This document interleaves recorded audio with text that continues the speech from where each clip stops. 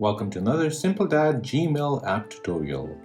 In this video, I'll show you how to disable Conversation View on your mobile for your Google Mail account. Before moving on to the video, I would appreciate if you can support me by liking this video so YouTube can push it out to others who need this tutorial. Conversation View groups emails with the same topic together. To switch it off, open up your Gmail app, tap on the three lines at the top left, then tap on Settings, tap on your account at the top, scroll down until you see Conversation View,